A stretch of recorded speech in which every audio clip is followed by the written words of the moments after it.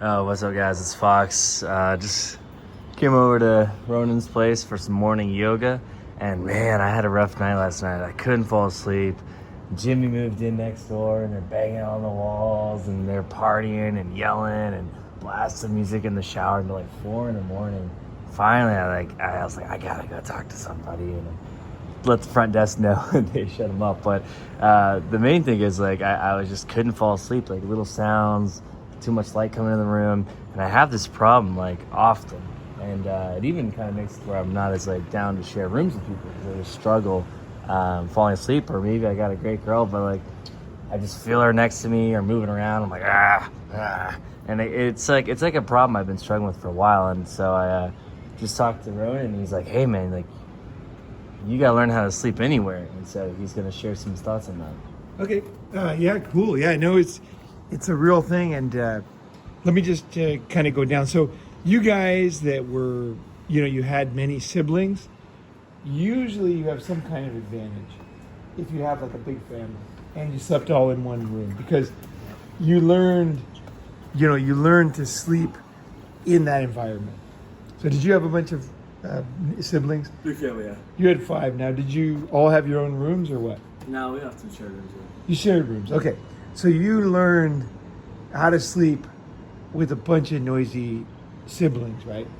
Just doing their shit, waking up, crying, whatever the fuck kids do. Kids do all the same shit, right? So all the stuff kids do, you learn to sleep through that, right? And that became normal. And then your mind is like, oh, you forget about that. You're like, oh, but I can't sleep in this environment, right? This new thing is difficult, right?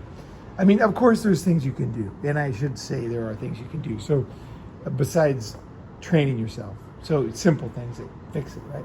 Or fix it somewhat. So for example, when I was with Julian on the tour, he said, look, if you're going to come on my tour, you need to get this one special eye mask from CVS. And it was $25. And he said, and some earplugs. And he said, because that's what professionals use on tour. That way we can have 4 guys in a room. We can be partying, we can be making noise, and then you can just fall asleep, right? And now I didn't even have a bed because I was his bodyguard and driver, right? So I was sleeping on the floor between beds, which actually is an advantage because when you're between the beds, you have a little bit less light in your eyes. You know what I mean? Because you're kind of in this little cubby hole. So that's one thing you can do is position your head for less light. So for example, if you sleep in this room, if you sleep with your head this way, you're gonna wake up earlier. Now, if you sleep this way, right, and let's say you pull this out a little bit, and then you sleep with your head that way, behind here, maybe put this thing here on the corner, down there, and then that'll block some light from this way, and that really does help. Those little tricks does help, and having a good mask. I can't remember the name of the brand he told me, but I bought it and I didn't believe in it, but it really helped because we were playing music. Like the guys would, when they stayed up, it was in my room, and they're like dancing and playing music loud and picking up chicks and fucking them in the room, and like it was just like a lot of noise, like So it was like, but that eye mask really helped. But so those are the things you could do. The quick, easy fixes, right? Is get a really good eye mask. They probably still have it if anybody goes to CVS. I'm not in the US, but if you go there, take a picture of the different masks and prices, and you might be able to find the one that he recommended. So yeah, it's pretty expensive, but it was totally worth it. Even after one night, it was worth it. Yeah. But after the tour was like 3 months, it was gold, right? So that's one thing you can do.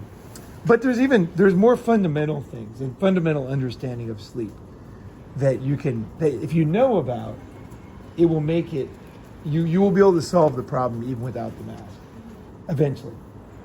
So the first thing is everybody has to sleep. So no matter how much you think you can't sleep, you're still alive. Right? You seem to be still alive. So that means I'm still here. Yeah. So you somehow manage to sleep. How old are you? Old enough. Yeah, you're old enough and you're still alive, right? So that means you actually know how to sleep, because you're still alive. So that's the first thing. Because if you don't sleep for like, I don't know how many days it is, you like go crazy and die, right? So you didn't do that. So you actually have an ability you didn't even know. You're still. Well, you know, when you put it that way. Yeah. Sleep is pretty good, right? Yeah, I guess I'm not doing too bad. Yeah, it's fine. If sleep is fine. But we want to perfect it. We want to improve it. So what do you do when, and this is very relevant because we're doing the Japan Summit August 1st through 3rd, right? So it's a couple weeks away. Yeah. And we share rooms. Now the guys are very respectful and they really do a good job. Like guys at the summits, like they take great care of houses. They take great care of other guys.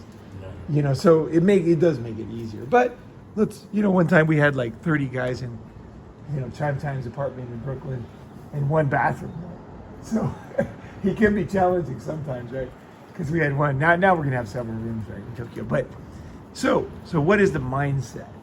The first thing is I realized I was so alive. So I'm like, I don't want to create a monster that doesn't exist. Like I really am still sleeping somehow. You know what I mean? Maybe it's not ideal. Maybe I want to sleep more. Maybe other times I do sleep more. But just the understanding that you're fine. It's fine. You will sleep, right? You had other days when you didn't sleep and then you caught up, right? So you have survived and made it and learned, right? And now the worst thing you can do is start taking pills. Because any kind of pills to fix these problems, it's just you're fucked. Because those things are bad for your kidneys. They don't work very long. You end up you get a tolerance for them.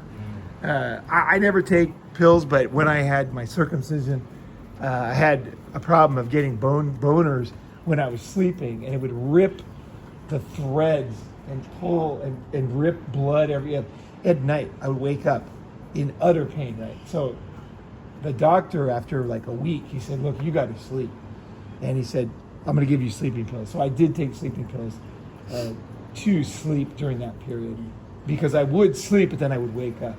You gotta stop watching those Illit videos before you go to bed. That's right. No, well, it wasn't even better than Illit videos. I had a girl who looked like that with me, and killer boxes. I measured it 1.25 inches, her box. You look at her, and you look at your dick, you're like, no. Oh no. Ah! That was literally hell on earth. But those pills, they did get me to sleep a few nights.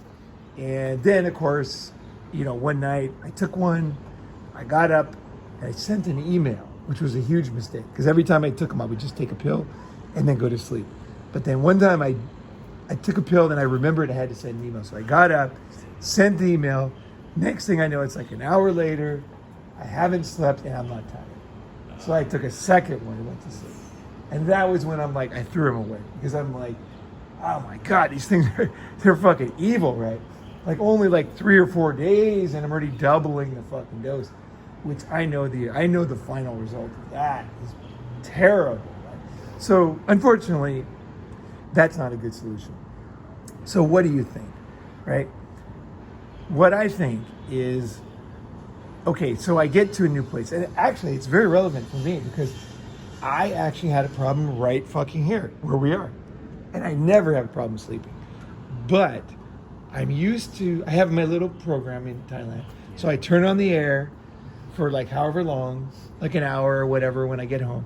Take a shower, I get all cooled down, then I turn off the air and go to sleep. And then I wake up in utter terror, sweat in the middle of the night, and then I turn it back on, right? And then I go back to sleep. And I'm kind of used to that. That works fine for me. Because I don't want to breathe the shitty air all night, right? Yeah, no, I don't want to. So I do. I would like sweat. Like, where the fuck am I? What the fuck is going on, people? And then I'm like, Dom flashbacks. That's it. Get to the chopper. Get to the chopper. Predator's chasing you. To the chopper. Oh, it's just here. Charlie 06. Charlie's waiting for you in the closet. That's right, Charlie. Yeah. Charlie's in the closet, unfortunately. So anyway, I was like, okay, I get here, and the air. So the guy's house is my friend. He's a good Ronin guy. He comes everywhere. Good friend, and he said don't use the air very much because we're having problems with the air. So I'm like, fuck, this is a big deal because this is the only way I sleep in Asia. I turn on the air. Everybody else is like a pussy and leaves it on all night. But I just turn it on, turn it off, and then every time I wake up, I turn it on for 20 minutes, and then I just go back to sleep, and it all works out fine. But all of a sudden, for the first time, all these years in Asia, I just had to leave the window open. And some nights are hotter than others, right? And because we're up here high, there's a lot of wind. There's always wind up here, right? You can see the wind moving everything, right? It's always like this. It's always windy. Shit's moving around at all times, right? And in the middle of the night, it blows a lot more, right? So the wind blows the curtains, and also it blows the doors. So this thing shakes and makes noise in the wind at night. And then it goes over to the bathroom, and it blows the window, has like a, I don't know what you call these things, these plastic hanging curtains that turn sideways. Anyway, that fucking thing. And that thing blows around.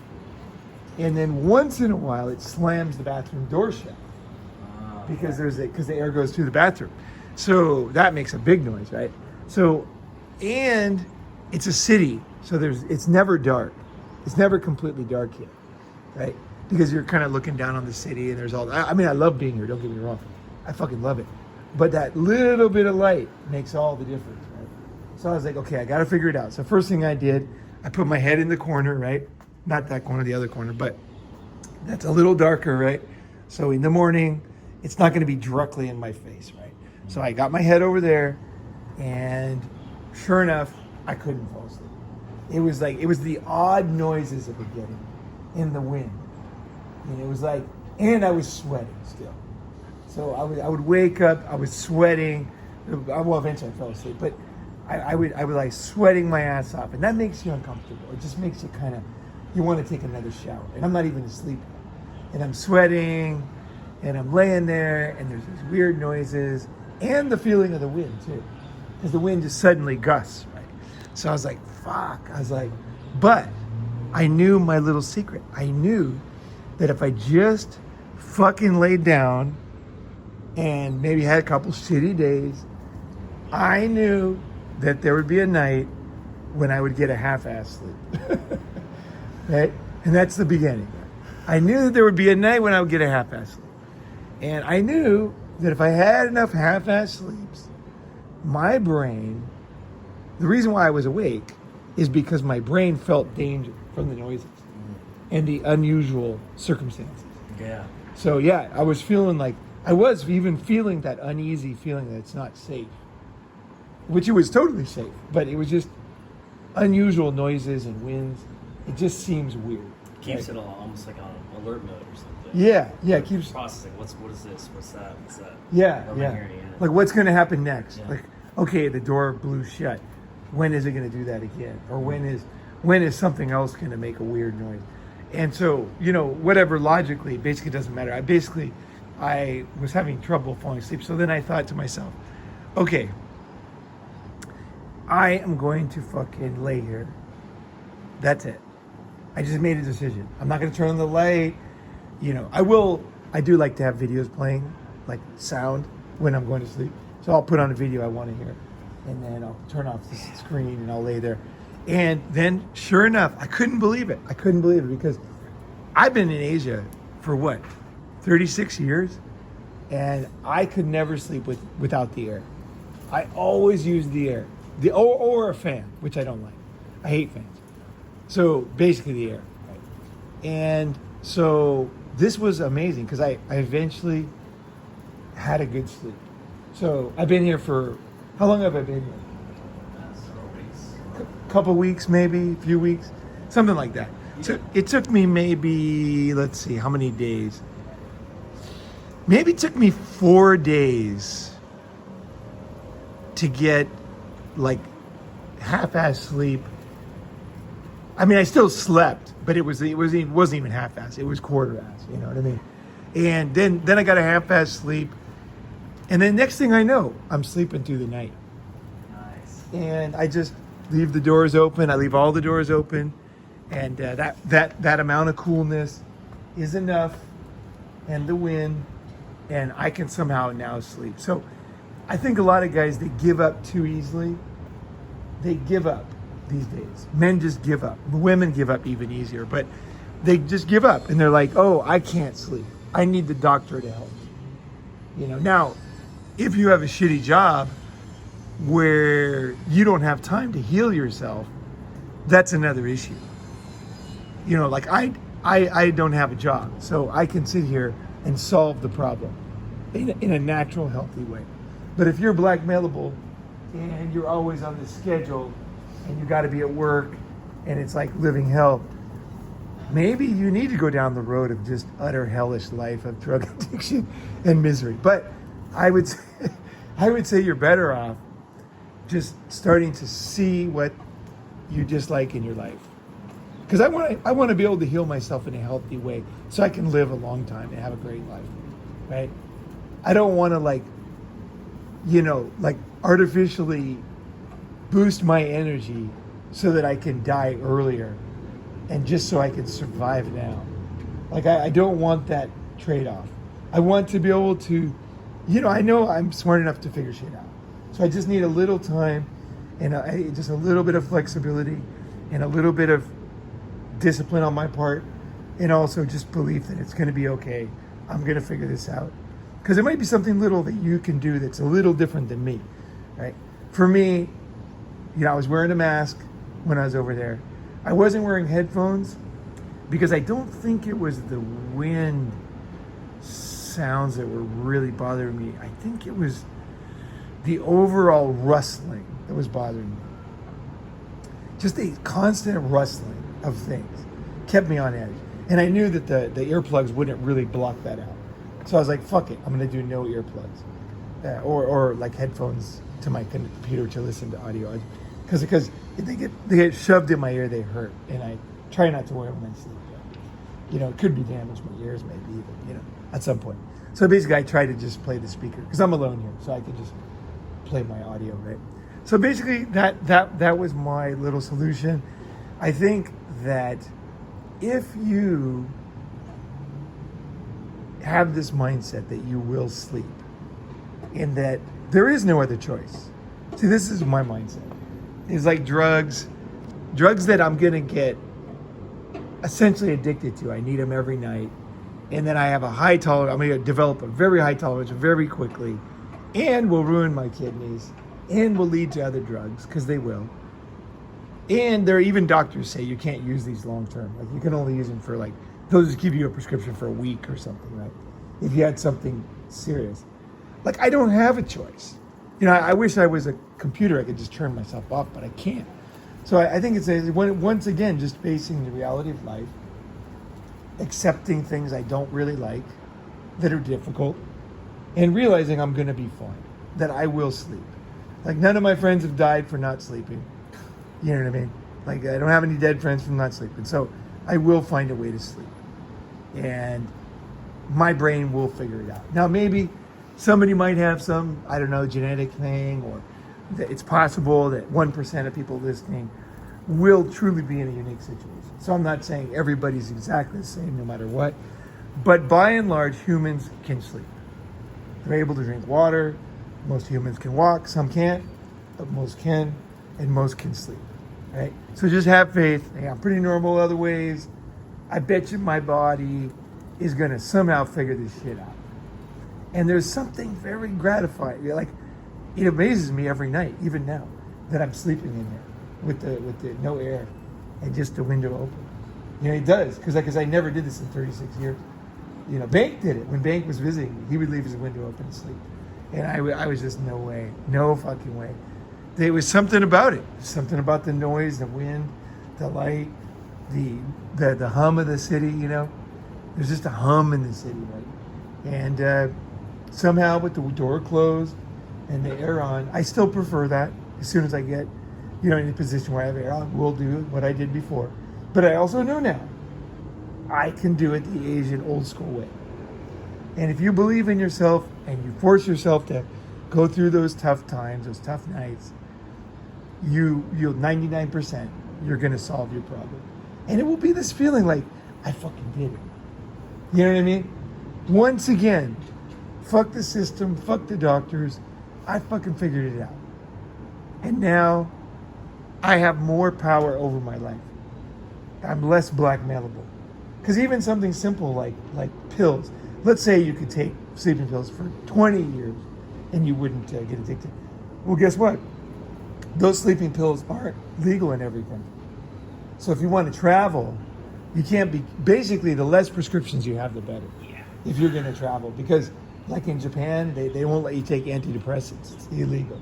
Wow. So even if you have a prescription. Now, maybe it's changed in the last couple of years, but it's always been like that.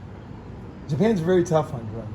Even Paul McCartney got caught smoking weed in the 60s, and then the Beatles never played in Japan because of smoking weed one time. Got caught with weed one time. Yeah, Japan is tough. A lot. Yeah, I know. It's terrible because the Japanese love the Beatles, you know. Yeah. They still have a Beatles bar in Roppongi we can go in. There's like a, cover band. They're great. They're perfect. They do a perfect job. But the Japanese, if anybody loves the Beatles, it's Japanese. But, that's just the laws. That's the way it is. And I think Paul McCartney can go now. I believe something changed. But I'm not sure about that. You can look online. But basically,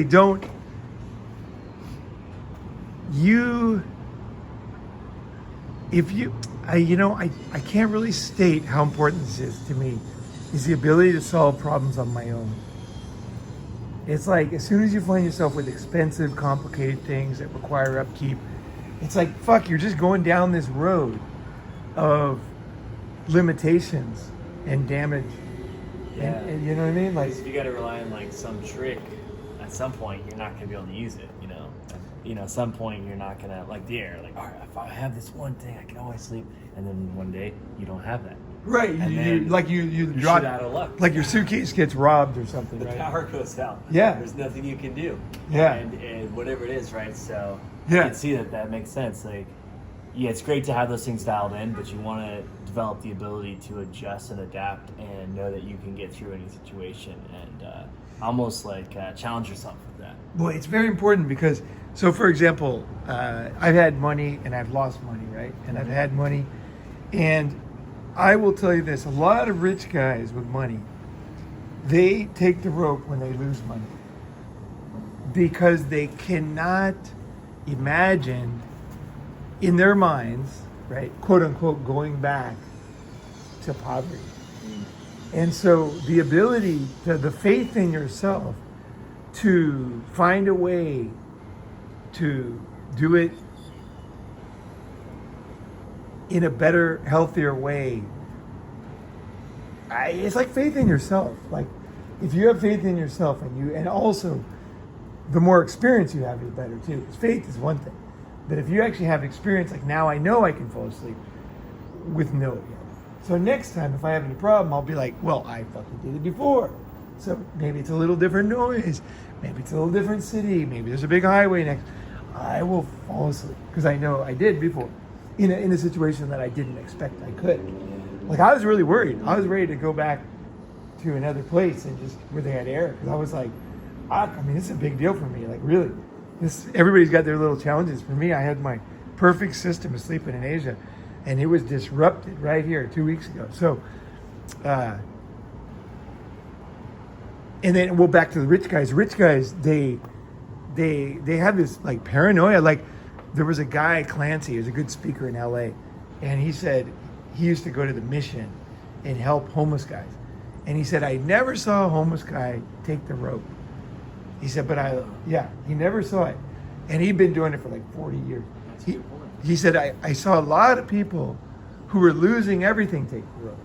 But I never saw anybody after they lost it all take the rope. It's because the fear of things is even bigger than the reality of things.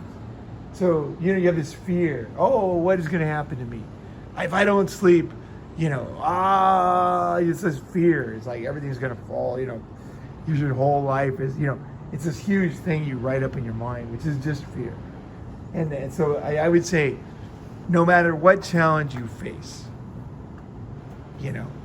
is it you can be okay just as you are. Money, no money. There could be a currency collapse where the currency has a hyperinflation where, you can't buy a loaf of bread with $2 billion. That happens. Yeah, that happens. And nuclear bombs go off. People have wars. your family gets wiped out, disease takes your children. Like, this shit happens all the time. So you just know, hey, no matter what happens, I lost my daughter, no matter what happens, I'm going to make it. Like, I'm going to be fine. Like, you know what I mean? I'm going to be fine no matter what happens. Like, and I think that's a fundamental belief I have. Is like, no matter what happens. I mean, literally. Like, no matter what happens. You know what I mean? I'm going to be fine. If I'm paralyzed, I'm going to be fine. I thought about it. I'll do a lot of swimming with my arms in the pool. I'll be in the pool a lot. Because that's where I'm pretty normal. I've tried tying my legs up and swimming, and I can swim just fine. So I can do a lot of stuff very normally, right? I'm sure I can body surf with no legs, right? Paralyzed, no problem. Yeah, it's gonna be a little harder, but so what? The salt water floats me, right? So there's a lot of things I could do and still have a great life if I was paralyzed, right? So like, I think you don't want to be paralyzed. Yeah, you don't want to have, bombs take out your neighborhood. But the thing is the fear and the lack of inner belief, I would say understanding of life is essential. Like, you got to know that humans have gotten through this stuff before. And they've been fucking fine. What's different about you? You can get through this and have a great life. Like, no matter what it is. So you just kind of be like, okay, here's one of these things, right? I got this crazy fear about this, and it's gonna fall apart. But guess what? Humans didn't have air conditioners for most of our history, right? They didn't have fucking houses. They didn't have safe place to live. There were snakes and tigers. People got eaten when they're sleeping. People got attacked when they're sleeping. People got R-worded when they're sleeping. I mean, that was when you attack someone, when they're sleeping, because you had better advantage. So not only did they not have houses, but predators preyed on them. So they learned to sleep, even though, their family was eaten by fucking snakes, right? That's the reality. Somehow they learned how to do it. So like, no matter what situation it is, we're nowhere near that. They learned to sleep. And that's how they survived. That's how they passed on their genes. And thank God for those guys, because that's why we're here. We are the result of some very tough motherfuckers. You're the result. Just by definition. I don't mean that as a you go girl type thing. No, I mean reality. You are the result. Just the definition that you're alive and you were passed on, genes were passed on, some very, very tough motherfuckers. And you are actually very tough. You won't need it in this life. You won't need that level that they had, but it's in you. So it's like another challenge.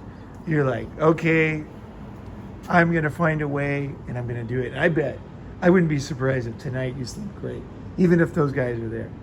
Whether it's through a solution you think of, like whether it's like toilet paper in your ears. Toilet paper is really good, by the way. Toilet paper is awesome. What you do is here's my little thing. So when I was helping my friend with concrete, right? The guy was a slave driver, right? So yeah, he was. He's just like, go do that. And I never had time to like do the legally safety things you're supposed to do, like wear goggles or put in earplugs, when you're jackhammering for fucking ever, right? It's terrible for your fucking ears. I mean, it's absolutely terrible. Or using the grinder in the concrete, cutting concrete up. Like the noise is so high, right? So I realized, okay, I don't mind, bits of glass flying into my eyes and stuff. But I do really don't like my ears fucked up. That's something I really am not into.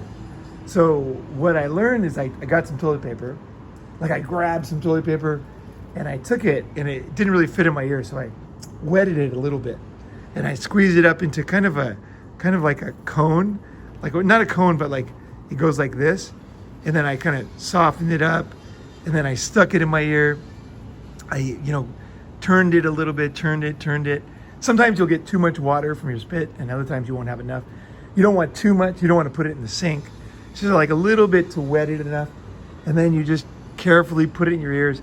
And then you want a little bit hanging out too. That way you can pull it out easier. And I learned that actually toilet paper, wetted toilet paper, is better than the best earplugs. It absolutely blocks the sound out completely almost. It is amazing. Toilet paper beats any fucking earplugs in the store. If you wet it the right way, I'm telling you, it's 100% true. And so that's one thing I can always do. I can always wet a little toilet paper. I don't want it too wet because you don't really want water in your ears.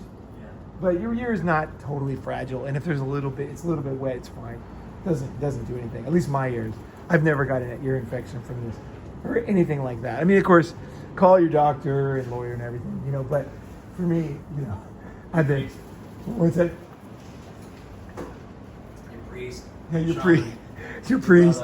That's right. Get the shaman out there. Aunt Teresa. That's right. Get your ayahuasca, everything there. But just to double check.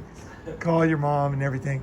But for me, it doesn't bother my ears, and I'm able to sleep, and I'm able to work, and also I'm able to quickly protect my ears for no money with something that's always nearby. There's always toilet paper. Yeah, I've also used regular paper, like A4 size paper. So I've used phone books, I've used A4 paper, I've used pages out of books. I mean, whenever I just didn't have a thing to plug my ears and I didn't have toilet paper, I would use whatever. I would just, you could even use cardboard. You just have to wet it a little more. You have to kind of chew it a little bit if it's hard, and then wet it a little bit. And then, believe it or not, you'll stick it in your ear and it'll fucking block out the sound. You're like, okay, got it. Next year. Boom, done. And then I'm able to not be a fucking crybaby and just go jackhammer for fucking 6 hours or whatever the fuck I got to do, right?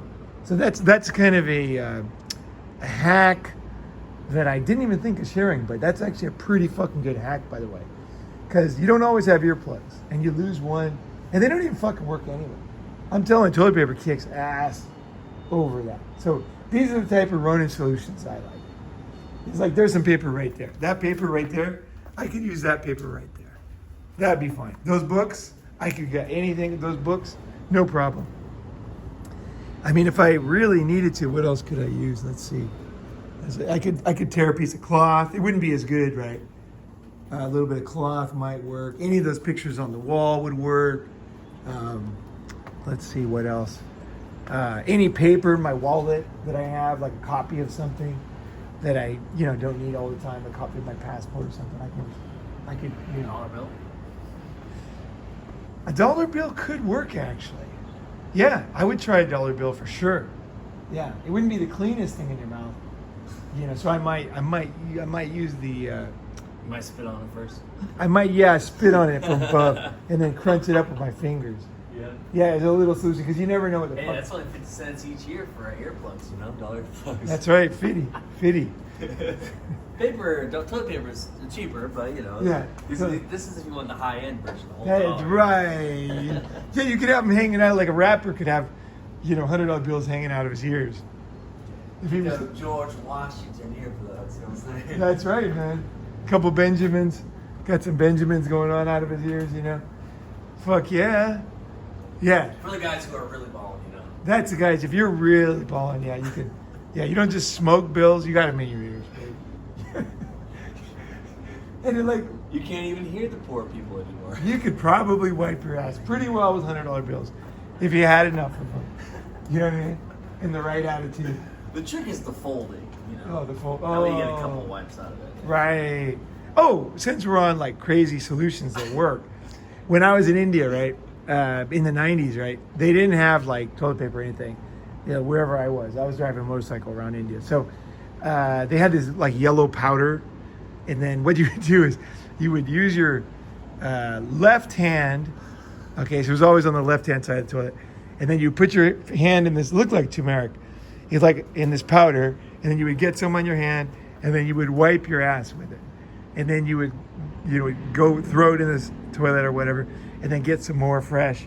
And you would get very good at leaving like on your fingers, like a layer of it. And not your finger breaking through. So you kind of got very good at holding it. The Indians are really good at this. They hold it just flat, so they're not actually getting shit on their hands. Like, it looks dirty, but actually their hands are totally clean if they do it properly, right? And so I learned to do that with the yellow powder. And then I thought, this powder sucks. I don't like the powder. And then I had to take a shit when I was taking a walk in Pebble Beach. And I was like, oh no, I got to take a shit. So I went behind this fucking log, and I thought, well, I'll use dirt the same way I use the yellow powder in India. So I put on just enough dirt I crunched up the dirt, and then I got it on my hand flat, and I just did a little soft, kind of like a little soft wipe, and then I dropped it, looked at my hands, no shit.